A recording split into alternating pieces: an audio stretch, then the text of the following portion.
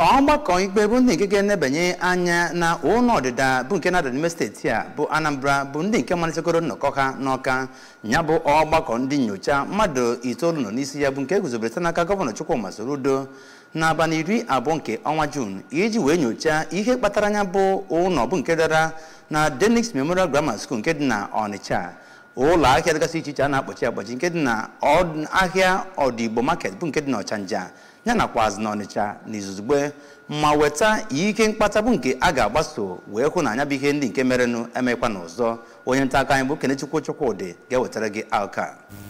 Dịka onye isi oche ngalaba nyochapụta ahụ bụ Injinia Victor Meju si kọwaa, ngalaba nyocha ahụ nwekwara ikike ịgba mbọ fụ na enwere iwu ga na-eme ka a na-etinye anya na ụlọ a na-alụ ịhụ na ọdarọ iji na-eweta ihe mberede. Injinia Meju bụ onye kọwakwara na ihe na-eweta ọdịda ụlọ bụkwa etinyere anya ịhụ na ndị kwesịrị na-eneba anya maọbụ ngalaba kwesịrị na-eneba anya ịhụ na a na-alụ ụlọ ahụ ọfụma yanakwa ịhụ na eji ezigbo akụrụngwa wee na-alụ ụlọ ahụ yana ihe ndị ọzọ dịka o si kwesị bụ ihe na-eweta ụlọ ịda. O kwusikwara ike na ngalaba Physical Planning Board yanakwa Ọka Capital Territory Development Authority ACTA ndụ bụ ndị kwesị ị na-eneba anya na ụlọ a na-alụ bụ ndụ ekwesịkwara itinye ngalaba n'ọrụ onwe ya nke ọrụ ya ga-abụ ị na-eneba anya